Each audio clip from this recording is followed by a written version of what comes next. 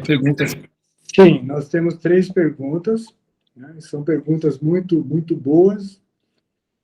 Nós temos o Anderson, a Yolanda e o Bacta Gandiva.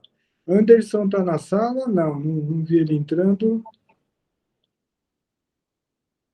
Eu acho que o Anderson não entrou ainda. Ele está com... Pode ser que esteja... A Yolanda... Mas como a pergunta dele, como a colocação dele, ele pede uma explicação didática sobre o verso 5, né, do capítulo 2. Então, acho que a gente pode estender isso ao grupo, né, porque realmente é um verso que precisa de uma didática maior, e essa didática realmente está na mão do Prabhu Devananda. Podemos começar, então. Muito Ele bem. diz aqui, o Anderson diz, ele pede uma explicação mais didática sobre o 2.5, que é preferível viver mendigando neste mundo a viver à custa das vidas de grandes almas que são meus mestres. Embora desejem conquistas terrenas, eles são superiores. Se forem mortos, tudo que desfrutarmos estará manchado de sangue. Eu não sei se você quer fazer pergunta a pergunta, ou você quer que eu leia as 3 perguntas e aí você faz uma composição? Nós estamos gravando já? Sim. Eu só acho que quando um de vocês falar, o outro tem que desligar, que está dando o eco. Talvez não fique boa a gravação. Tá. Muito bem. Vou pedir para o Dona Jaya, vou pedir para você ler novamente o verso, por favor, tá? Eu vou responder verso por verso, tá bem? Ok, combinado. Então, Anderson diz o seguinte: querido Devananda, seria possível uma explicação mais didática sobre esse verso? E o verso é o 2.5. É preferível viver mendigando neste mundo a viver à custa das vidas de grandes almas que são meus mestres. Embora desejem conquistas terrenas, eles são superiores se forem mortos. Tudo o que nós desfrutarmos estará manchado de sangue.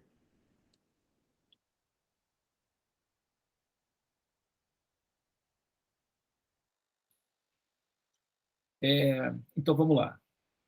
Veja só que interessante, né? Uma vez, Prabhupada, o nosso mestre, ele deu o seguinte aforisma. Ele deu o seguinte, não é um provérbio, mas orientação, instruções, chama-se Upadesha, ou instruções do mestre. Como que você pode identificar uma pessoa que conhece os valores da vida? A religião é 80% bom senso, só 20% orações. 80% é bom senso, coerência, e 20% orações. O equilíbrio, nesse caso, é muito mais em termos de bom senso que orações. Veja vocês, por exemplo, que no caso de Arjuna, ele está argumentando de maneira muito inteligente e coerente com Krishna. Muito embora nós saibamos agora, nós saibamos que Krishna é a suprema personalidade de Deus. Isso porque nós temos essas informações. Arjuna, naquele momento ali, ele não tinha essa informação. Pelo menos era velado dele a compreensão de que Krishna era Deus. Ele vai saber disso durante a conversa, que Krishna vai manifestar para ele a forma universal. E aí ele vai ver que Krishna é o Supremo. Então ele vai entrar em choque, mas ainda não aconteceu. Até então, ele não tem essa noção. Ele simplesmente entende que Krishna é uma pessoa com muitas sabedorias. Ele pede para que Krishna o instrua com sabedoria na condição de discípulo-aprendiz.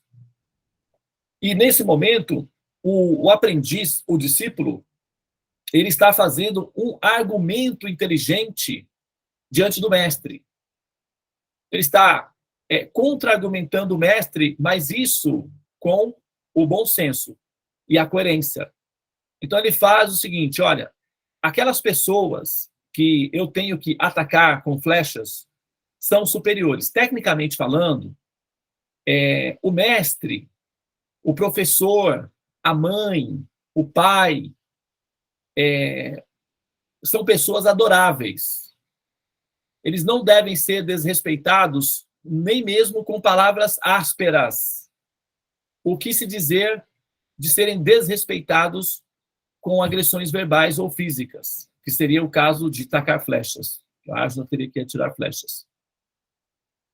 Então, não se pode, a cultura védica orienta o aprendiz, o discípulo, a não ofender e não atacar o mestre, nem mesmo com aspereza, com palavras ásperas. Isso é a cultura védica. E o Arjuna, ele está numa situação em que ele tem que ferir o protocolo, ele tem que quebrar o protocolo da cultura, que ele cresceu nessa cultura, ele cresceu aprendendo os mestres, orientando ele. Até hoje, se você vai, por exemplo, nas escolas, na Rússia também ainda é assim, principalmente nas regiões ali mais orientais, mas os japoneses também têm essa cultura, mas na Índia, essa cultura, em todas as escolas, por exemplo, nós tínhamos no Brasil isso há algum tempo atrás, mas nós perdemos, infelizmente. O professor, quando entra na sala, todos os alunos ficam em pé. O professor, então, dá bom dia para todos, todos respondem bom dia, e aí o professor pede, sentem-se. Aí, então, eles se sentam. Mas nenhum aluno recebe o professor na sala de aula com desrespeito. Todos recebem com respeito. Ainda hoje é assim. Eu, pessoalmente, eu fui, assim, com a nossa ONG, né, lá na Índia, eu formei e montei alguns grupos, alguns times de futebol, parte da ONG. E sempre que eu chegava no campo de futebol, todos eles vinham prestar reverências para mim, não prestar homenagens, respeitos. Todos eles paravam de jogar, vinham até onde eu estava e falavam Kemonati Machai, que significa mestre, o senhor está bem? Não, está tudo bem, tenha um bom dia, é um cumprimento. Depois eles voltavam a jogar futebol. E certa vez eu fui na sala de aula para dar uma palestra, mesma coisa. Todos se levantam. Então, o professor, o mestre, o orientador, eles são considerados, dentro da cultura, adoráveis.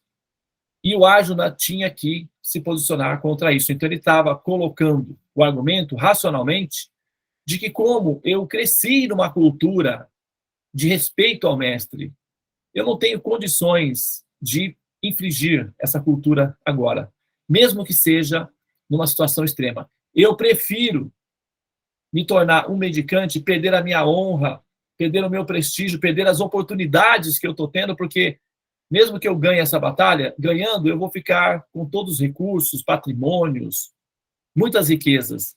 Mas eu não vou ser feliz desfrutando de riquezas materiais, sabendo que isso se deveu às custas da violência contra pessoas que me são adoráveis. Eu não tenho essa ambição, essa ânsia por objetos materiais a esse nível. Não é que eu não aceite as opulências materiais, afinal de contas, eu sou da família real. Eu estou acostumado com opulência. Mas, assim, não a ponto de cometer violência. Não é a minha condição moral. Então, eu não consigo fazer isso. Esse é o comportamento de um guerreiro santo, com senso de justiça, fruto da cultura védica. Tá?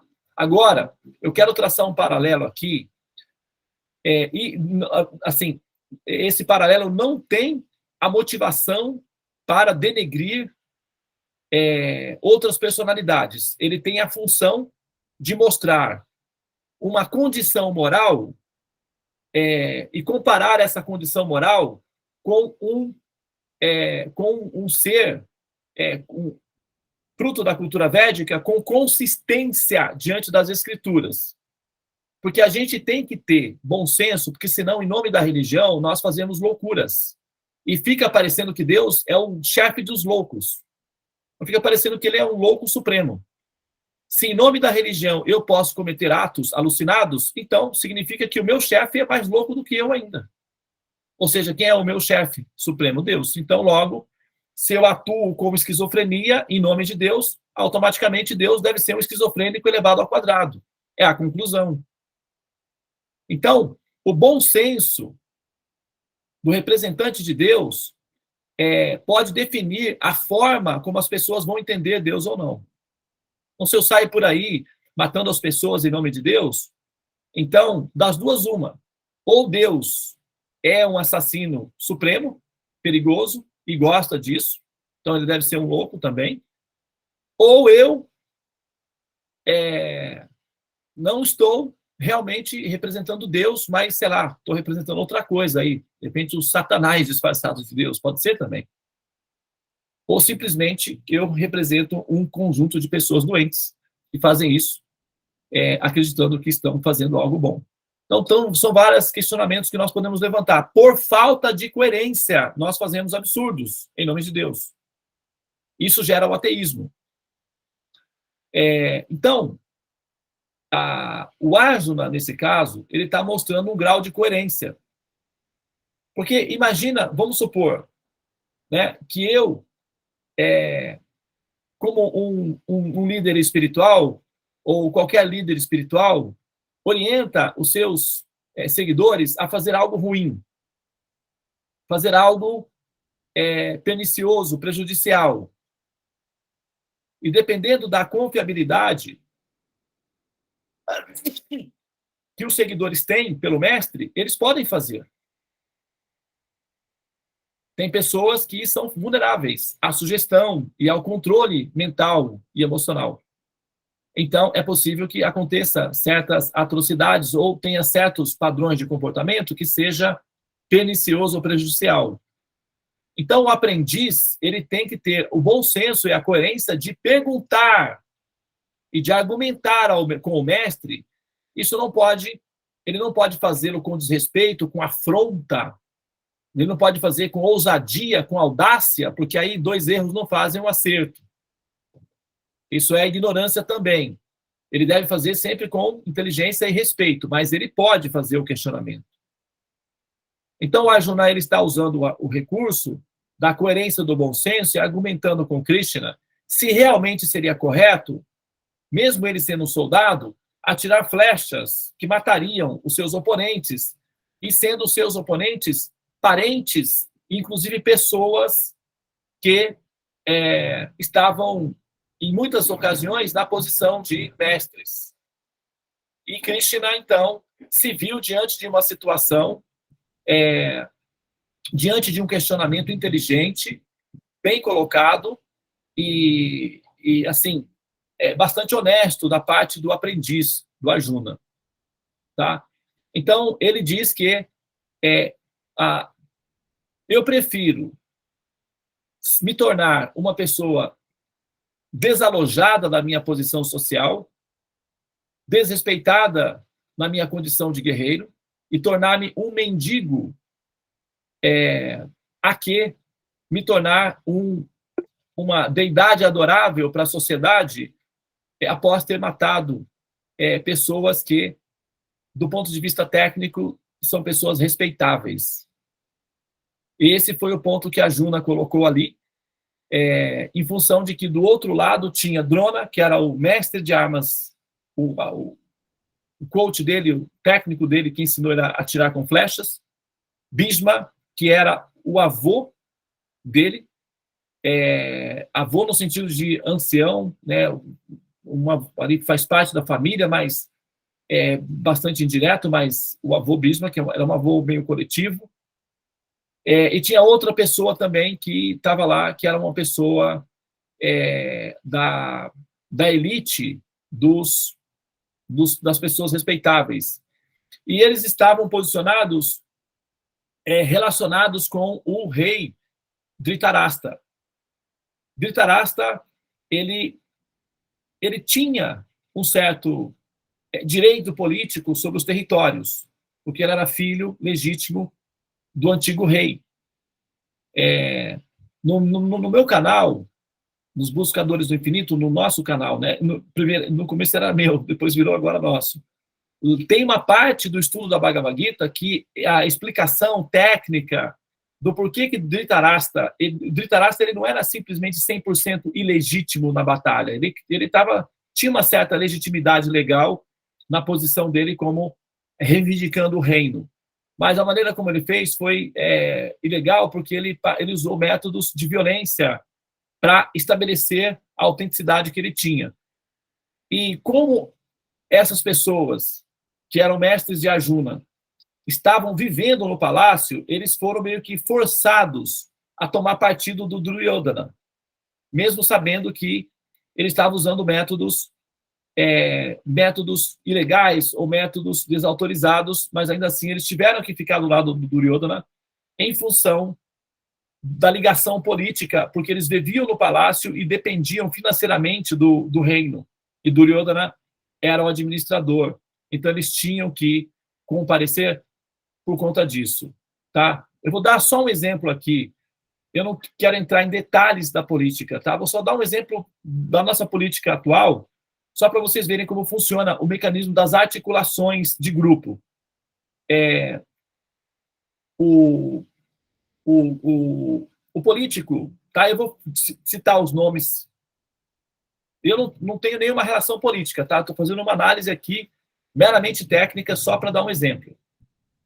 O político Ciro Gomes, antes das eleições, ele se posicionou contra o outro político, o Luiz Inácio Lula da Silva, e se comprometeu que, havendo um segundo turno, ele ficaria ao lado do político Jair Bolsonaro.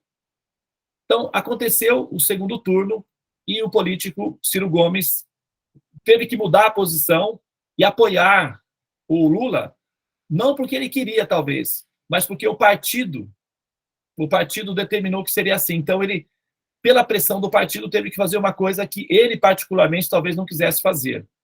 Essa é uma análise sociológica. Então, às vezes, isso acontece. E nesse momento, lá na Batalha de Kurukshetra, aconteceu mais ou menos isso, porque o Bhishma e o Duryodhana, eles não queriam, necessariamente, particularmente, estarem na posição de estar do lado de Duryodhana, que era o inimigo do Arjuna. Porém, devido ao fato de eles morarem no palácio e eles dependerem do palácio, eles tiveram que ficar do lado do Duryodhana. Então, Krishna mencionou para Arjuna que, muito embora essas pessoas fossem adoráveis e respeitáveis, a guerra era justa e a legítima defesa daria ao Arjuna o direito de atirar essas flechas. Não porque ele tinha o desejo de matar, mas porque ele tinha o dever moral de se defender da morte. Isso daria aos oponentes a absolvição de serem criminosos de guerra, basicamente. Porque eles estariam matando um inocente, que era o Arjuna, por convenções políticas. Isso não é legal. Então, automaticamente, eles se colocaram numa posição para serem não necessariamente merecedores por uma questão emocional, mas sim por uma questão técnica. Eles se posicionaram de uma maneira que era para eles melhor serem alvejados por flechas a que alvejarem por flechas uma pessoa inocente, que era o Arjuna. Então, Krishna teve o trabalho de convencer o Arjuna que atirar as flechas não era violência, mas a prática da não violência, porque era autodefesa e justamente, por justiça. Então, defender-se de uma agressão violência é considerado não violência dentro do princípio védico. E, portanto, Arjuna deveria, então, praticar essa não violência e que tornar-se um mendigo e abandonar o campo de batalha sem defender uma causa justa e uma legítima defesa, isso sim seria violência. Mesmo que ele se tornasse um mendigo, ele estaria praticando violência, porque ele teria virado as costas para a justiça, para a legítima defesa. Então, ele teria dado um sinal negativo de que a violência valeria a pena, porque é aquela história, né? Quando os bons se calam, os maus adquirem força.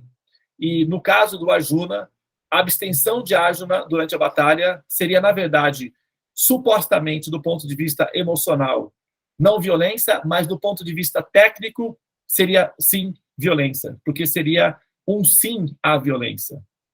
E Krishna teve esse ponto aí. Bem diferente, por exemplo, que é do caso, por exemplo, um pouco diferente do caso do Moisés, por exemplo. Né? O Moisés, ele recebeu as tábuas, as orientações, e nas tábuas ele recebeu uma orientação dizendo para não matar. Era proibido matar. O grupo estava proibido matar. A matança de seres humanos estava proibido para esse grupo. E em algum momento, durante algum tempo, 40 anos, esse grupo recebeu essa orientação e praticou esse ensinamento. E quando ele, então, aproximou-se de uma determinada região, ele teria, então, ouvido uma voz, né, que seria, no caso, a voz de Deus, que teria orientado ele: agora você deve descer e matar essas pessoas. E lá embaixo tinha mulheres grávidas, crianças, pessoas velhas, doentes, e ele recebeu a orientação de descer e matar a todos, independentemente de quem fosse. Isso está registrado no livro, né? O Moisés, ele simplesmente obedeceu essa ordem, mas ele tinha nas mãos uma escritura que dizia que ele não deveria matar. Então, nesse momento, ele poderia ter argumentado: mas olha, nós temos aqui umas orientações dadas diretamente por você de que nós não devemos matar. E agora nós estamos recebendo a orientação de matar. Eu não consigo desobedecer uma ordem sua. Por favor, me oriente o que eu devo fazer. Porque essa primeira orientação de não matar já ficou enraizada no nosso coração e na nossa consciência. Como é que agora, depois de tanto exercício de não violência, nós desceremos para matar talvez crianças ou pessoas velhas indefesas? Como seria isso? E eles não estão fazendo nada contra nós, a princípio, pelo menos. Então, o Moisés poderia ter argumentado. E argumentar é sinal de bom senso. Argumentar não significa necessariamente desafiar ou desrespeitar. Bons argumentos significam que uma pessoa inteligente e coerente está transportando essas informações. Pessoas inteligentes apreciam pessoas inteligentes. Deus é uma pessoa inteligente. Ele não fica chateado com pessoas inteligentes, ou com perguntas inteligentes, ou com argumentos inteligentes.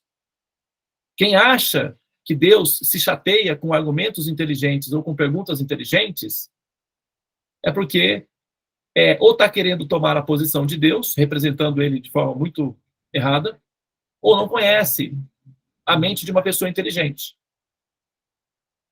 Tá? Então, o Arjuna, nesse caso, só demonstrou ser coerente e ter bom senso. Que bom, gratidão, Prabhu Devananda. Bhakta Gandiva está levantando a mão. Você quer fazer uma colocação? Sim, Deva, tá ok, né? A tua explicação muito boa. A minha pergunta é o seguinte: nesse momento, né, que você colocou, né, que Arjuna argumentou e tal, ele já reconhecia Krishna como Deus nesse momento ou ainda não? Ainda ele estava, vamos dizer assim, meio desconfiado, ou ele já tinha aquela sensação que era Deus que estava com ele? Porque assim, ó, eu concordo com você, os argumentos sempre são bem-vindos, são inteligentes e tal, mas assim, se caso, né, você vai me responder isso, né, nos responder, se caso ele estava de frente a Deus, né, Deus é muito maior que qualquer um de nós aqui, eu acho que possa imaginar, seria assim, seria inteligente ficar argumentando contra um ser assim que sabe? Que é assim, onipotente, onipresente. Essa que é a questão que eu gostaria de colocar. Se puder responder, por gentileza. Muito bem. Eu acho que você não estava no início da pergunta, né, da resposta. Acho que você não estava, porque eu respondi isso daí logo no início, quando eu comecei a responder essa pergunta aí. Não, nesse momento ele não tinha noção de que Krishna era a suprema personalidade de Deus. Tá? A Yoga Maya o manteve em stand-by durante a maior parte da vida do Arjuna. Então ele tinha Krishna como um primo, um amigo e um sábio, com muitas sabedorias, mas ele não tinha a percepção de se tratar da manifestação pessoal da divindade. Ele não tinha essa consciência, não. Ele teve essa consciência mais para frente, que quando Krishna mencionou, eu sou a suprema verdade absoluta, aí Arjuna disse, olha, eu gostaria de poder ver a sua forma universal, porque essa afirmação de que você é a suprema personalidade de Deus é uma afirmação bastante contundente. E qualquer um pode fazer uma afirmação assim. Não é que eu estou dizendo que você seja qualquer um, mas diante de uma afirmação, diante de uma afirmação tão relevante como essa, eu precisaria que você demonstrasse de uma maneira objetiva para que facilitasse o meu entendimento de que você é a verdade absoluta. Por favor, mostre-me a sua forma universal.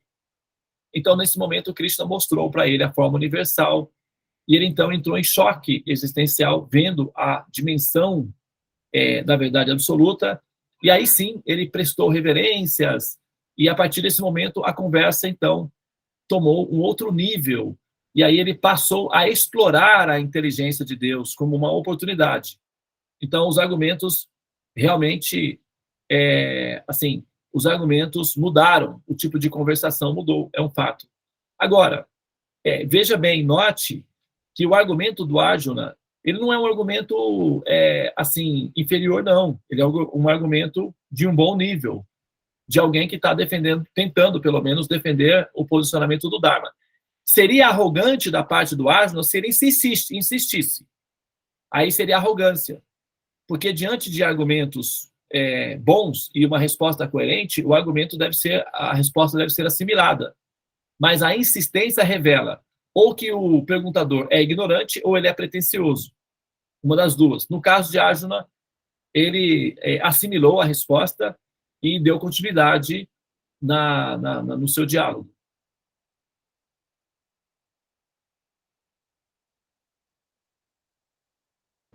Ok?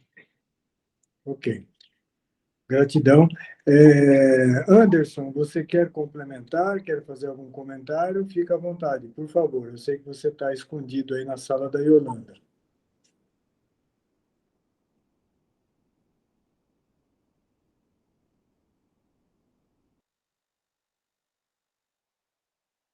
Está fechado o microfone dela, né? São 21 horas. Aí, pronto. Boa noite a todos aí. Gratidão. Aprendendo bastante, Devananda. Muito bom.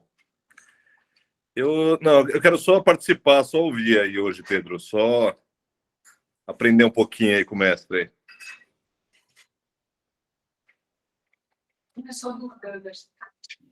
Ok, gratidão. Então tá. Então podemos ir à segunda pergunta, que é da Yolanda. Aproveitando que já está aí, né? Vamos ver. Açaí é o nome de uma abelha, né? Que faz um mel muito gostoso, um mel medicado. Muito bem, vamos lá. A Yolanda fala do verso de reflexão. Ela está se referindo ao verso 2:6. E ela gostaria de uma explanação do Prabhu Devananda. O verso é o: tampouco sabemos o que é melhor, vencê-los ou sermos vencidos por eles. Se matássemos os filhos de Dhritarashtra, não nos importaríamos em viver. Contudo, eles agora estão diante de nós no campo de batalha. Eu gostaria de salientar o seguinte. Bom, responda aí, porque o Não, Bhakta posso. Gandiva também pergunta sobre o verso 2,6. Podemos fazer as duas numa só? Pode. Tá, então, a dúvida do Bhakta Gandiva é um pouco mais profunda, né? Ele fala, Prabhu Devananda, o significado desse verso diz que não havia certeza da vitória na batalha e que Arjuna, além de um grande devoto do Senhor, era também iluminado e tinha controle total da sua mente e sentidos. Mas o fato de Arjuna estar ao lado de Krishna, como um grande devoto e ainda iluminado, não o daria segurança da vitória. Presume-se que indivíduos iluminados e com controle total da mente não se lamentam por serem seguros. Essa é a questão. Tá, ele tirou essas informações dos significados ou essa é uma afirmação que ele está fazendo? Não, é do significado. Está escrito assim lá. Muito bem. Olha só. O Arjuna, o Arjuna como pessoa, vamos pegar agora, porque vamos olhar os bastidores dessa história toda. O Arjuna não é uma alma simplesmente comum. Para você assumir o personagem de um amigo de Krishna, primo, parente de Krishna, conviver com Krishna, não é uma alma comum, tá? Não é uma alma comum. Essa alma, para conseguir esse posto, deve já ter realizado muitas austeridades, muitas piedades, e alcançou, sim, um estágio de iluminação, de evolução, que deu a esse ser a prerrogativa de nascer na mesma família que Krishna, no mesmo tempo que Krishna, na convivência com Krishna, fazendo o papel de um amigo de Krishna. Então, a alma, se não for iluminada, então aí já não sabemos mais o que é o contexto, né? O que seria uma alma iluminada. Agora, ao mesmo tempo, nós temos que lembrar que o personagem Arjuna, ele está fazendo o papel de uma alma na ignorância. A alma que alcançou o estágio de ser amigo de Krishna é uma coisa. O personagem Arjuna é outra coisa. São duas coisas diferentes. A alma é iluminada, mas o personagem que ela está fazendo está na ignorância. Tanto é que ele está confuso, não sabe o que fazer, não sabe como agir. Ele fala, tão pouco sabemos. Quer dizer, a ignorância do Arjuna é bastante aprofundada a ponto de colocar da seguinte maneira, tão pouco sabemos. Quem não sabe? Ele está incluindo quem aí nessa afirmação? Ele, Krishna? Será que ele realmente teria como sustentar essa afirmação quando ele diz tão pouco sabemos? Ele não pode incluir Krishna nessa afirmação. Então ele está agindo como uma alma ignorante. Ele ignora. Tá? Krishna, mais para frente, vai dizer, Arjuna, todas essas personalidades já estão mortas. O elemento tempo sou eu. E eu, na forma do elemento tempo, já eliminei todas elas. Porém, eu desejo que você receba os méritos do Dharma praticado. Agora, quando o Arjuna fala tão pouco sabemos o que é melhor, ele está afirmando isso daí do ponto de vista de uma alma em ignorância. O Arjuna ele está numa ignorância tão acentuada que Krishna diz para ele assim, Arjuna, os seus argumentos são muito bons, mas falando palavras sábias, você está se lamentando por aquilo que não é digno de lamentação. Então você está agindo no modo da ignorância. O próprio Krishna informa que o Arjuna está numa condição de ignorância. Correto? Então a gente tem que ver a diferença entre a alma, o ser, o princípio, que obteve a raríssima posição de amigo de Krishna, do personagem que essa alma está fazendo. Que é o Arjuna. e nessa condição ele está na posição de uma alma ignorante. E na posição de uma alma ignorante, o ser não está se comportando como um ser iluminado. Ele está representando uma alma ignorante. O Arjuna, ele representa nós, as almas condicionadas, a nossa fase. Que ainda assim, mesmo diante de Deus, mesmo diante de tantos bons argumentos, mesmo diante da presença do absoluto, ainda assim permanece em estado de choque e lamentação. Isso é a alma condicionada. Então, Krishna vai falar para o Arjuna: desperta, levanta, meu amigo, vá à luta. Sabe? Você sentar e chorar só funciona para escritores que vão nascer no século XX. No caso seu, não funciona. Vá à luta. Eva, seria uma questão de temporalidade. É uma alma iluminada ocupando, né, um personagem que ainda precisava despertar. Seria nesse sentido que você quer dizer. Tá ali a alma iluminada, perfeito, só que é igual um bebê quando nasce, né? Ele precisa ir se desenvolvendo, né? Não é assim, não. Preste atenção. Vamos supor que você quer ser amigo de Krishna. Quantas piedades e quantas austeridades você não teria que realizar até chegar nessa posição? Então, você já teria praticado todos os processos de iluminação antes de chegar na posição de amigo de Krishna. Só que os passatempos de Krishna é um teatro e tem uma função didática. E você, uma alma que já fez as austeridades e alcançou a liberação, vai nascer no passatempo de Krishna como um assessor dele na forma de um amigo. Só que quando você vai nascer como Arjuna, você vai se comportar como uma alma ignorante, embora você seja uma alma já iluminada. Então, a própria Yoga Maya vai cobrir os seus conhecimentos. Embora você seja uma alma iluminada, vai agir como uma alma ignorante. Não é uma alma ignorante que está se desenvolvendo para se tornar uma alma iluminada. Uma alma ignorante não nasce como amigo de Krishna. Entendi, era questão de tempo ali, né? Ele, com o tempo, ele iria desenvolver. O tempo seria aquele momento ali, O momento ali, aquelas 2 horas ali, né? Certo. Da conversa que eles teriam. Ô, Devananda, posso fazer uma pergunta? Sim. Como que uma alma desenvolvida ela vai ocupar um personagem de uma alma ignorante? Mas não tão ignorante assim. O Arjuna, ele nasceu dentro da cultura védica.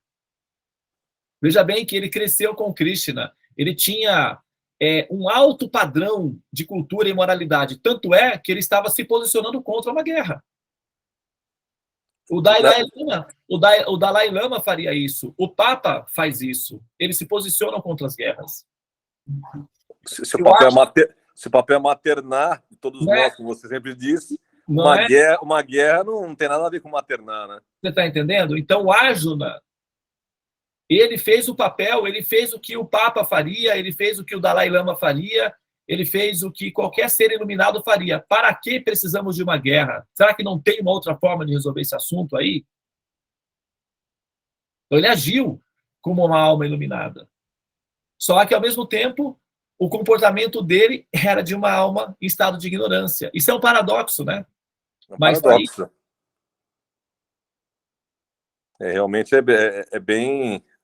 Tem que meditar em cima disso aí. Bom, pelo menos isso nos dá uma chance de nos ocuparmos em terapia ocupacional, né? A nossa mente fica ocupada pensando em Krishna, e isso é muito bom, porque nós nos purificamos assim. Né? Sim. Gratidão. Hare Krishna.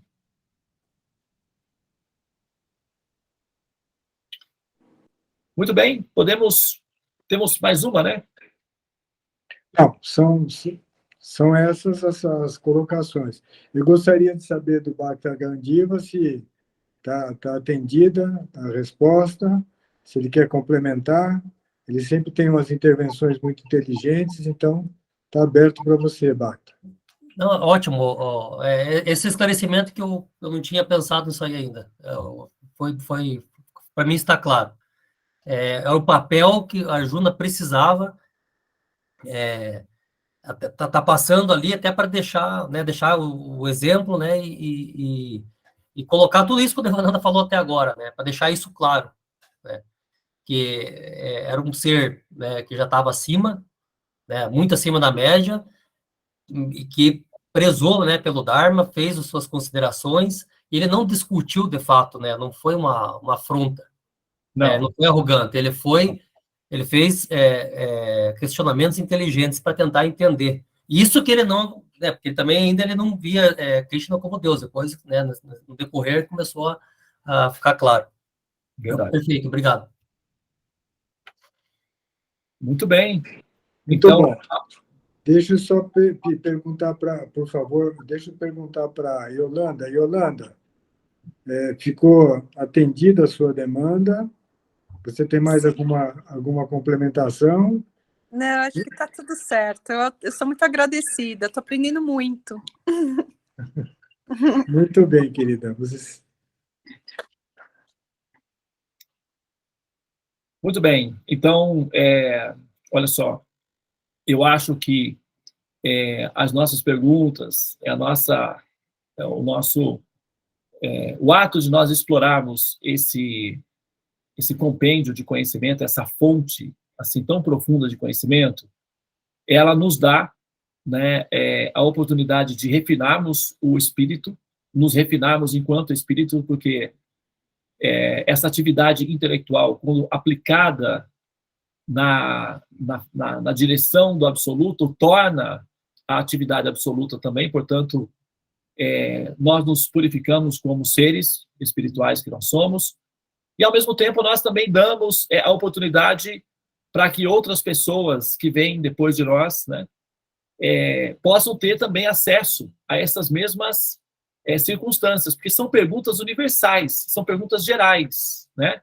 Você vê que, como todos nós aqui, de certa forma, somos iniciantes nesse processo, eu sou um iniciante nesse processo, porque essa é a primeira vez que eu, publicamente, oficialmente, formalmente, respondo às perguntas. Eu já faço esse trabalho já há algum tempo, mas formalmente, como sendo uma resposta oficial para o estudo que nós estamos fazendo, também um ato pioneiro da minha parte.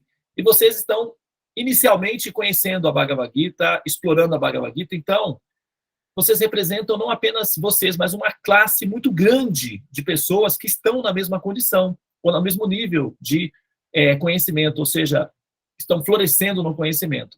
Portanto, as perguntas que vocês têm não são perguntas localizadas, são perguntas abrangentes, que englobam um grande número de pessoas que também teriam essa pergunta para fazer. Então, quando você faz a pergunta, isso está representando uma vasta quantidade de pessoas que chegarão, eventualmente, até nós, em busca, né, do estudo do conhecimento da Bhagavad Gita, e vai se deparar com esse momento aqui, e vai, então, ter também a oportunidade de ter as respostas que gostaria de ter, ou ter feito as perguntas que gostaria de ter feito, né, se tivesse tido a oportunidade, e nós estamos representando, não é, essas pessoas. E eu estou tendo a oportunidade de representar Krishna, a consciência de Krishna, o Vaishnavismo, os Vedas e a cultura védica, diante de pessoas sinceras, de estudantes dedicados, cujos corações estão assim se purificando a cada passo, e pessoas honestas na busca do autoconhecimento e na evolução espiritual. Então, eu acho que nós temos uma boa chance de fazer um excelente trabalho juntos. Isso vai beneficiar também muitas outras pessoas, e esse pensamento é um pensamento coletivo, portanto, um pensamento altruísta, e assim, um pensamento compassivo. E é a esse ponto que nós devemos chegar, né? Nós temos que agir de maneira compassiva, e a nossa atitude de estudar essa escritura sagrada e registrar isso para que outros possam ter acesso a essas informações é uma atitude de compaixão para com a humanidade. E agir com compaixão para a humanidade é agir como alguém que compreende o sentido da existência e o que nós aprendemos enquanto nós estamos agindo ou atuando como seres humanos. Tá bem? Muito bem, então é isso que eu gostaria de dizer para vocês essa noite. Gostaria de agradecer as perguntas, muito boas as perguntas. Anotem as suas perguntas, O estudo da Bhagavad Gita é um oceano repleto de variedades, então explorem o máximo que vocês puderem. Não se constranjam em relação a perguntas, faça a sua pergunta, inclusive não tem problema, tá? Não tenha receio de se a pergunta é muito complicada, se a pergunta é difícil, se a pergunta é ingênua, não faça essa consideração. Traga a sua pergunta, faça a sua pergunta, explore ao máximo a sua capacidade de perguntar. Isso significa que você também está fazendo o seu dever de casa, estudando os versos, tentando entender os versos que nós estamos passando. Isso significa que você está valorizando o nosso trabalho. Então, quando você se dá o trabalho de ouvir o mantra, de olhar o verso, de ler o verso e de meditar sobre o verso, você está valorizando o trabalho que nós estamos fazendo.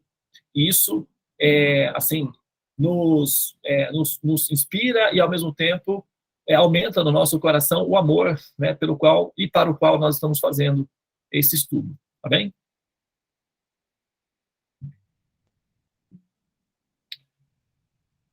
Muito bem, então vamos concluir com o mantra, né? E nesse ponto eu acho que eu vou convidar a Devi para fazer o mantra de encerramento novamente, porque eu, né, não pude estar presente aí na abertura, mas estarei, né, agora.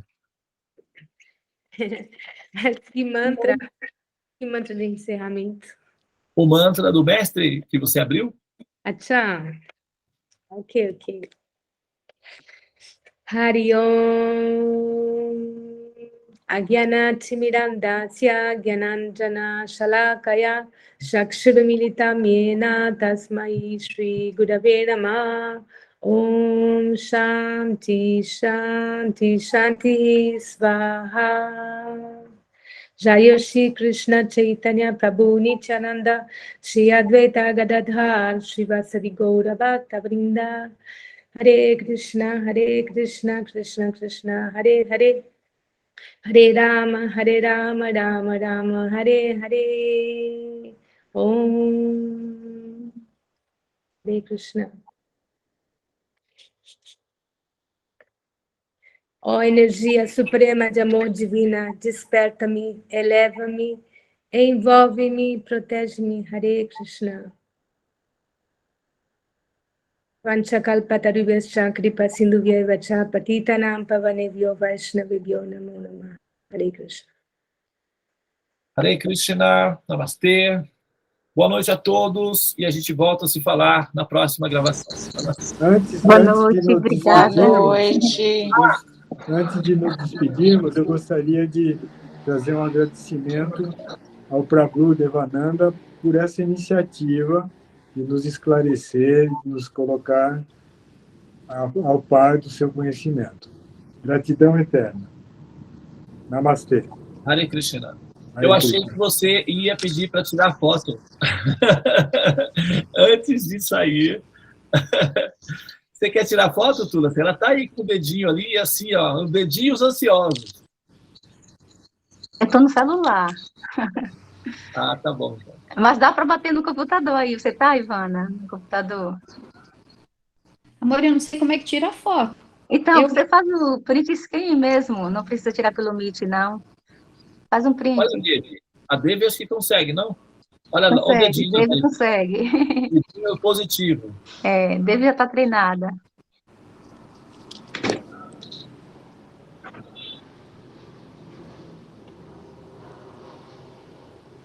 O seu comando, Devi. Você conta e a gente se encanta.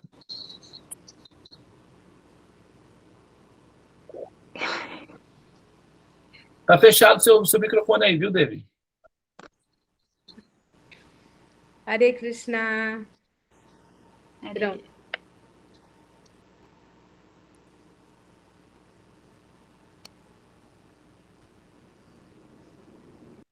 Obrigado a todos. Boa noite. Obrigado. Boa noite. Boa noite. Hare Krishna. Tchau. Hare Obrigado, Krishna. Pedro. Obrigado, Tchau. Ivana. Valeu.